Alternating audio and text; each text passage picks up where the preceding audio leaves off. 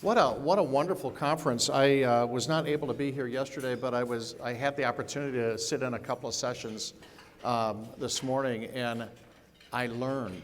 I really had just some moments where when you think you know everything, and then you realize you don't know anything. I had one of those moments today, so it was exciting. I'm delighted to be here.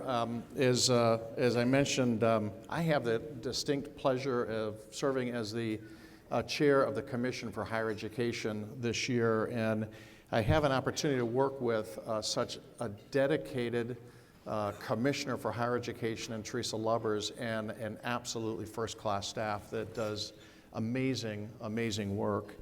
And I wanted to tell you before I just make some comments that Stan Jones, and I know that there's a picture of Stan Jones in your program, and it's a great picture. He's got this look on his face like he knows something that you don't know. And I wanted to let you know that Stan and I were very close friends, but we didn't start off that way. Stan was really a very interesting guy. I was running the Indiana Chamber of Commerce, and as you can imagine, I was a conservative business guy, and I was trying to push K-12 reform and higher education reform like a bull. And Stan Jones was the chief of staff for Evan Bayh, and I thought that he was blocking everything that we were trying to get accomplished. And one day he gave me a call and said, hey, could we meet?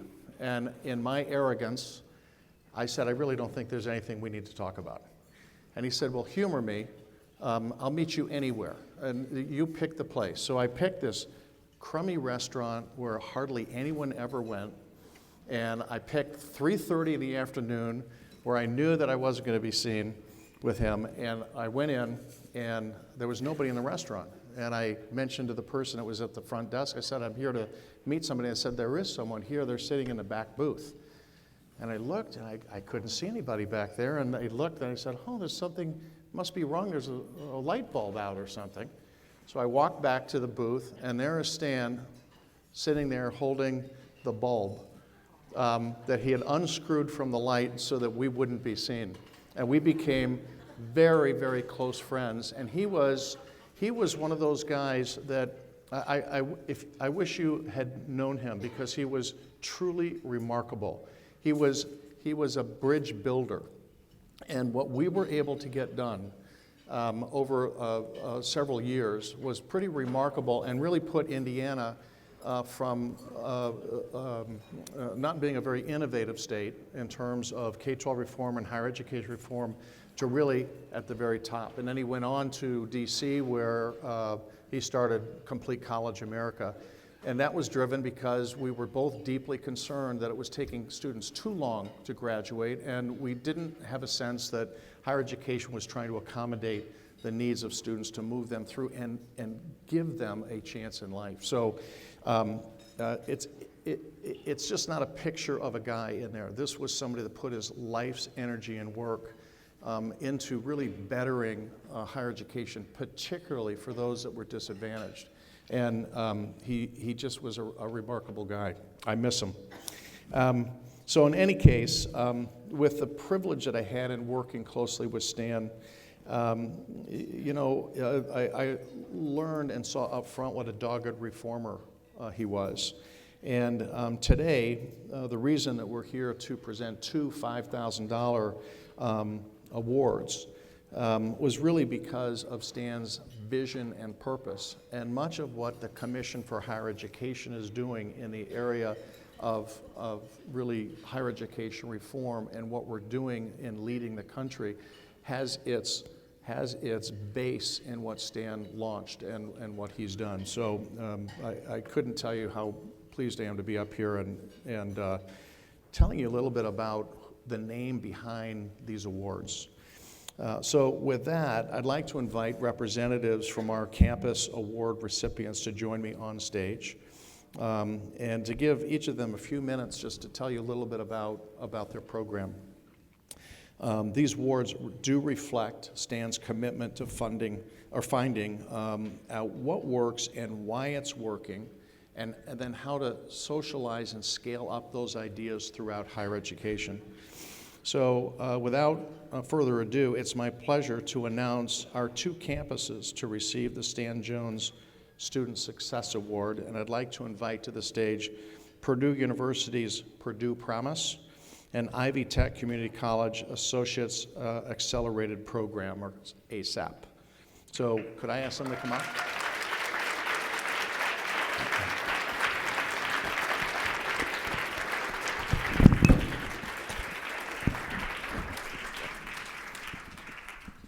Who's going to speak first? Here we go. Okay. Hi, my name is Michelle Ashcraft, and I'm the director of the Purdue Promise program. And for those of you who just saw my great colleague Jess and I present just before lunch, I will try not to make this too repetitive for you. Purdue Promise is a program that supports 21st century scholars at Purdue, and we've been around since 2009. And I'm really fortunate that both as a student and an employee, I have worked or studied under 4 presidents at Purdue who really value affordability and accessibility in higher education, especially being a land-grant institution.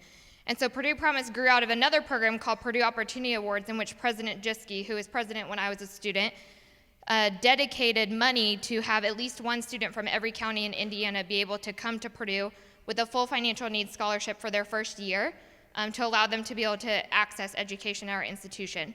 Unfortunately, as you can imagine, if you only give a student who potentially doesn't have the financial means to go to college a scholarship for 1 year, probably 4 years down the road, things aren't going to turn out the way that you hoped. And so after we got a little further down the road with that program, Purdue Promise was instituted not only to continue the legacy of that program in a way that was 4 years of financial aid and support, but to also help the 21st century scholars on our campus. So I'm just going to give you a brief overview of where we stand.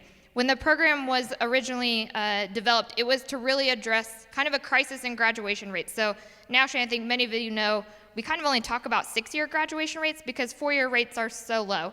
And Purdue really wanted to focus on 4-year rates, not only for all of our students, but specifically for 21st century scholars, because at the time, those students on our campus were graduating about 10% behind the rest of the undergraduate students at Purdue. And so this program was really meant to tackle that crisis. The solution was both access and success. So nationally, many programs either offer financial incentives to students to help them access higher education, or they offer them support without money. And what we have found is the combination of those 2 things is really what matters. And so Purdue Promise is a 4-year full financial needs scholarship. 21st Century Scholars covers tuition and fees, and we commit to covering the rest of their expenses while they're at Purdue for 4 years. And on the other side of that, we also offer 4 years of support, the most important of which is a student success coach, which I'll talk about a little bit more here in just a couple minutes. Our ultimate goal as a program first was to raise that graduation rate so that we either met or exceeded the 4-year graduation rate for Purdue. But our ultimate goal that we always strive for, and it's a challenging one, is that we will graduate all of our students on time and debt-free. And so this is where we stand right now. In 2014, we completely redesigned our program, and we took monies that were going towards best practices like mentoring programs and social events and workshops and things like that. And we took that money and we invested in full-time professional student success coaches, and it has made all the difference in the world. So you can see now that cohort just started graduating in May and August, and we're proud to say that they're the first to not only meet, but to exceed the 4-year graduation rate at Purdue. So if you look, thank you. So if you look at the black line or the line that's on the left, that is our students from Purdue Promise, and the yellow line or that in the middle is the Indiana residents who attend Purdue as undergraduate students, and the gray line on the right is the Purdue undergraduate average. So we're just about 3% above the undergraduate rate this year. Whoops. Next, about 60% of the students in Purdue Promise are first generation, so not all of them, but a lot of them, and so that's a population that we monitor quite closely, and you can see that they are also now not only exceeding the rate for Purdue, but for their Indiana resident peers as well. And one that we're really proud of is that our undergraduate students in the program who do identify as underrepresented minorities, compared to their Purdue peers and their Indiana resident peers who also identify that way, they are exceeding that rate by 12.5%. Thank you. When it comes to helping students graduate debt-free, you can see with this cohort, 60% of them did graduate without debt. So we, of course, want to move in a direction where hopefully most of them are doing that, but 60% is something that we're really proud of, especially considering many of the challenges that our students face. But what you can see is that those who do graduate with some debt, it's about $7,000 on average, whereas compared to the average for all Indiana resident undergraduate students at Purdue is just over $24,000. So while not everyone has yet met that debt-free goal, we certainly are moving in the right direction towards making that happen. So this is just a little snapshot of our program, and if you visit our table outside, if you haven't already, you can pick up a copy of this, and it kind of is an infographic way to explain what it is that we do. And so for 4 years, every student in our program is assigned a dedicated student success coach, and we certainly have a first-year seminar and a senior seminar, and we have some online modules that they do. But as I mentioned before, the thing that has really been the driving force in increasing our retention and graduation rates have been those success coaches. A lot of times when I present about this program, either here or at other conferences, people will look at me and they will say, we do not have the budget that Purdue has, and there's no way that we could have the staff that Purdue has. And I would challenge folks to think about that a little differently, because we didn't back in 2014 either. But we just made some really critical decisions to decide some of the things that we're doing aren't really moving the needle on retention and graduation, and we're going to use that money in other ways. And we chose to invest that money in people who have made all the difference in the success of our students. So they will really dislike me for this, but my entire team happens to be here, sitting over here on this side of the room. So I'd like to ask them to stand and be recognized, because I am not someone who does this alone. And really, these are the individuals who meet with and walk side by side with our students day in and day out.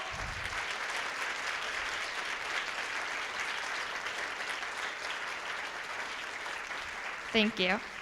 And so I am certainly proud to work on a campus that really values affordability, but I'm even more proud to have a team who really appreciates working with students day in and day out and never quite knowing what's going to show up every single day, but choosing to walk beside our students and help them work through whatever that might be to help them be successful. And so they really deserve all the credit for that. So thank you.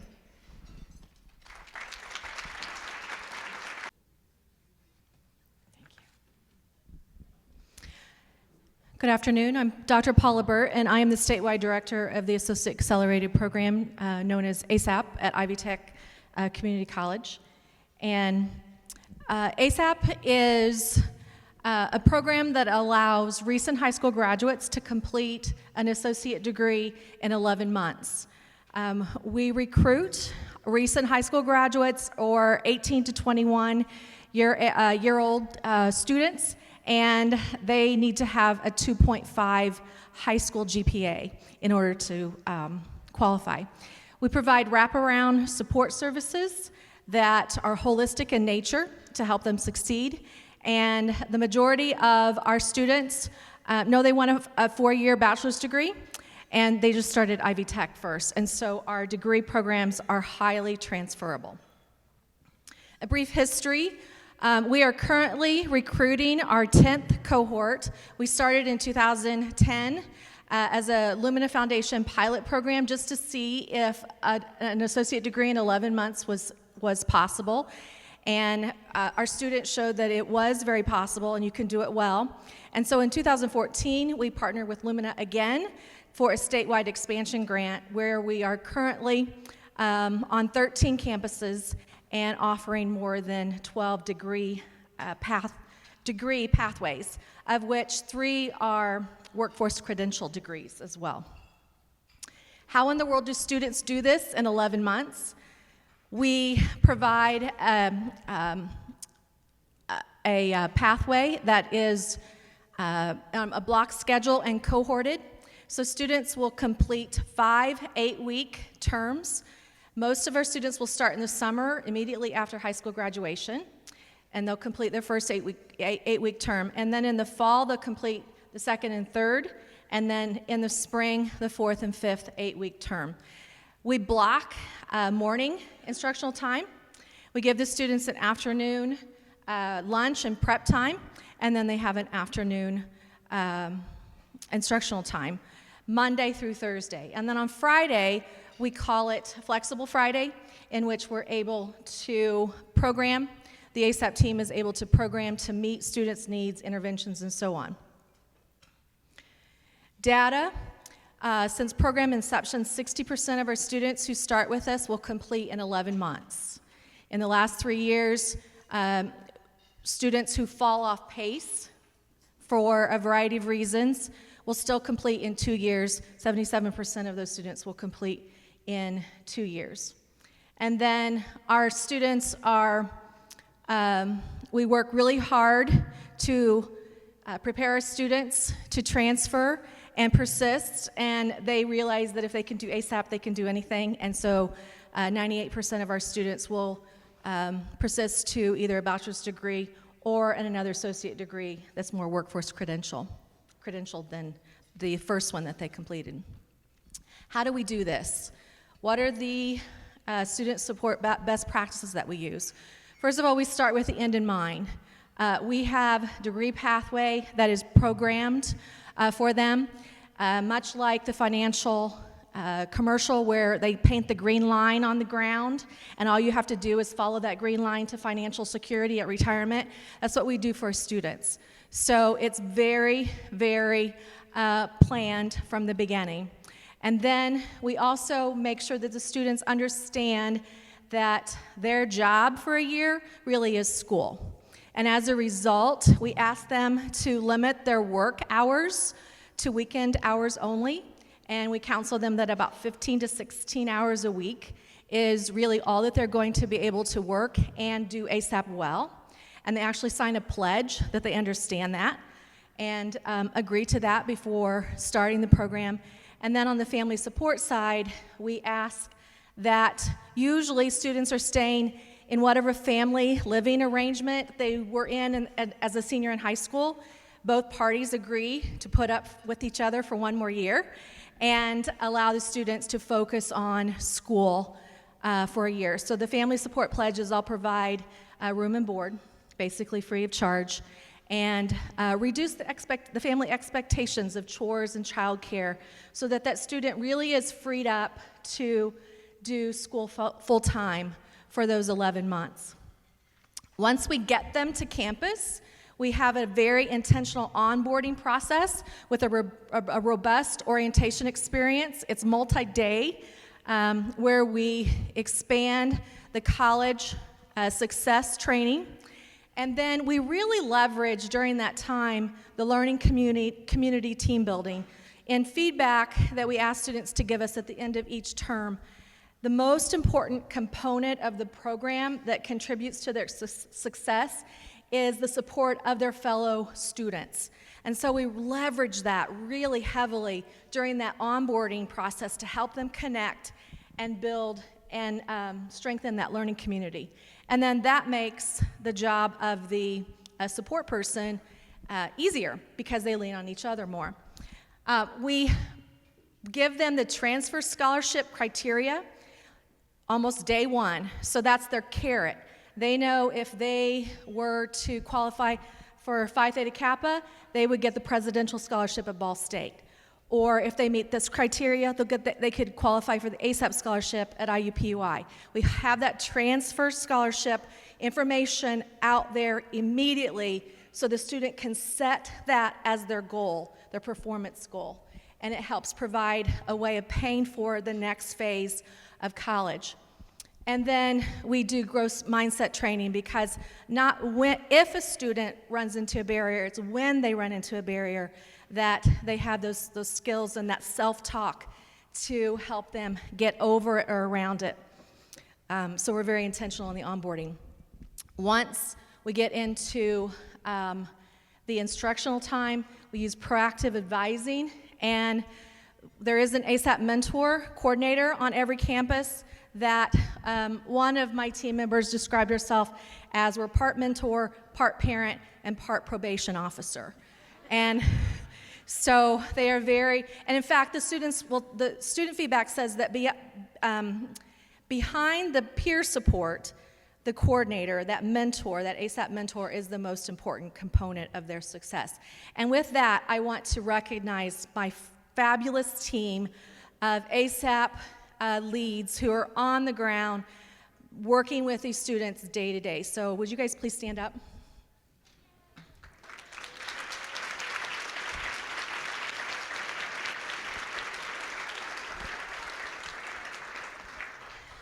They intentionally spend an individual coaching session with each student each 8-week term.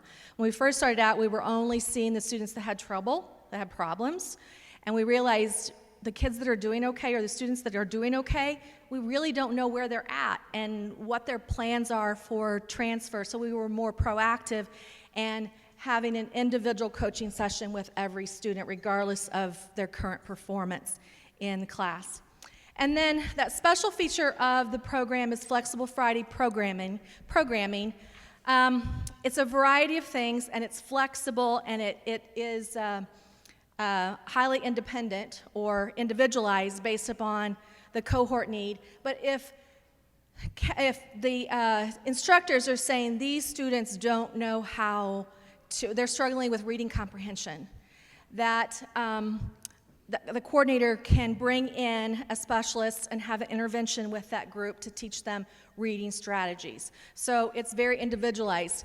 There's curriculum enhancement activities. The Indianapolis group took a trip to the Field Museum in Chicago that was tied to their earth science course. And the faculty member of that course was able to integrate that trip into the classroom instruction. Very, very powerful learning experience. Our students recently, the statewide group got together, and all of the ASAP students across the state participated in a service learning project with Rise Against Hunger. They packaged 25,000 meals in 90 minutes. And I just got an email saying that the meals that we helped package went to the Dominican Republic. And that project was tied to global study certification back at the campuses. A great deal of career exploration, because many students who are in ASAP, they know they want a college degree, but they're not necessarily sure what career path they want. So we do a lot of effort in helping them identify what their strengths are, and then also exploring career opportunities. 4-year college transfer workshop and also visits is a major component of Flexible Friday programming, as long as celebrations. We intentionally celebrate at the end of each 8-week term. Yay, you've done this, and look, you're this much closer.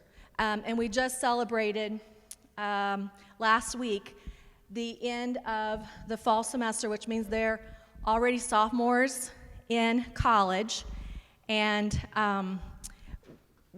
also, we, as a statewide team, the low point of the experience is late October, early November. We know that. It's in the cycle, that's the low point.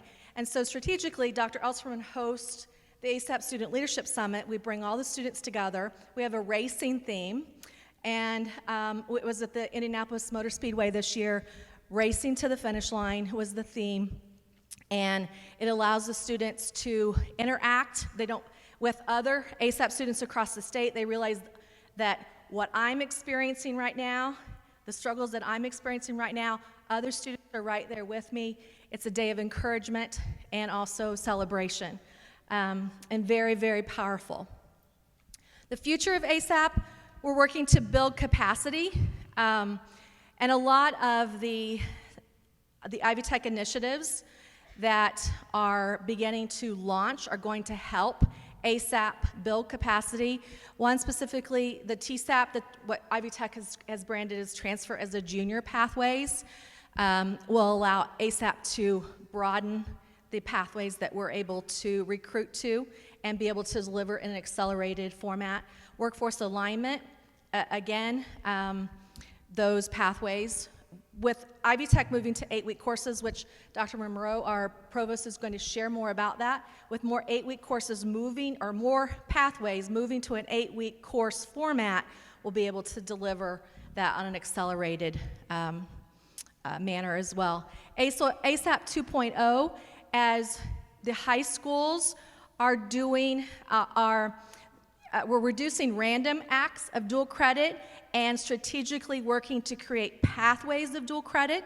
We're going to have more students who are going to complete the STGEC in high school, and so we see that ASAP 2.0 would be being able to welcome them in to finish their associate degree on an accelerated, a super fast track. And then we have cohorts who are, or other campuses who are talking about adding cohorts as well.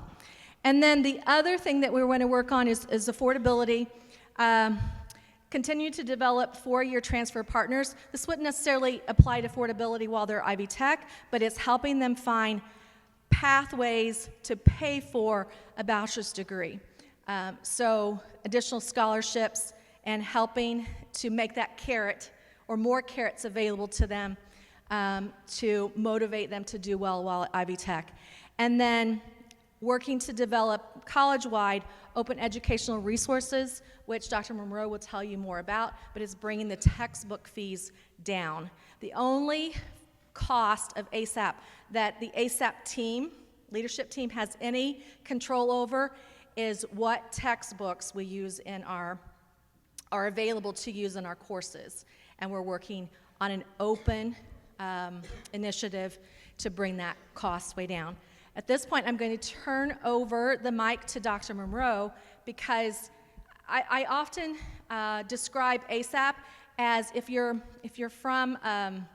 graduated from a four-year that has an education program, oftentimes there was a lab school on that campus where innovative and experimental initiatives are tried out.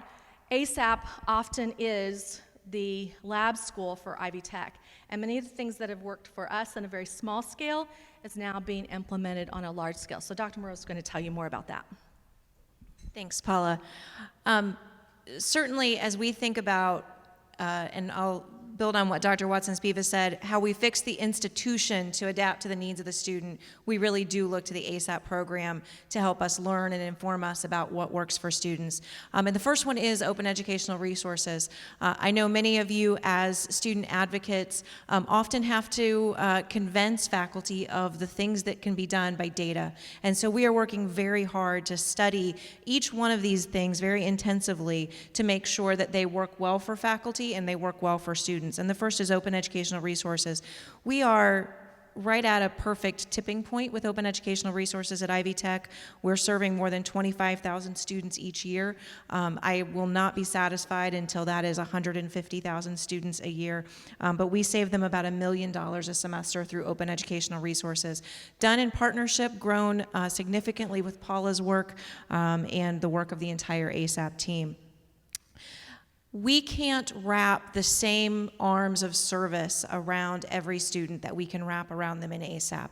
Again, that lab concept, we had to figure out how do we take the mindset that I think every member of Paula's team and Paula certainly have and embody that in a way that every faculty, staff, and student understands the commitment that they're making. And so we have adopted just this month our student success commitments, and these are designed intentionally to reduce drop rates for students, to help them realize and to build a culture at Ivy Tech that says you can complete this course, if you can complete this course, you can complete this semester, if you complete this semester, you can complete this certificate, and on and on and on to their degree. And so we are just at the cusp of rolling these out. And finally is 8-week courses. We are in the process right now of reinventing Ivy Tech as a majority 8-week serving institution. We are at the first year of that and the very first semester of leaning into that. It is not an easy road to go down, but we have seen incredible data so far. I want to talk about two pieces of data from some of our sister institutions that have already done this walk and are farther down it than us. And the first one, relating back to the talk we heard during lunch, they have one of the sister institutions that has done this has completely closed their equity gaps as a result of all of the student success moves that they have made through 8-week courses, their student success commitments, and linear degree pathways. And the other one related to moving that completion needle is that through all of those intentional efforts, they have made their part-time students graduate on time at 2 times the rate of every other full-time student in their state. Their part-time students graduate at twice the rate of their full-time students in the state. So our data for 8-week classes, we just have one 8-week term. We're eagerly awaiting grades being due today to be able to give second 8-week data. But in that first 8-week term of increased enrollment, we saw that our students completed their courses 8.5% better than their 16-week courses last fall, and that our drop rate or our withdrawal rate for us decreased by 5% in those 8-week courses. So we cannot wait to come back in a few years and talk to you about how this reinvention of Ivy Tech, or Student Success 2.0, has transformed the landscape for community college students in Indiana. Thank you.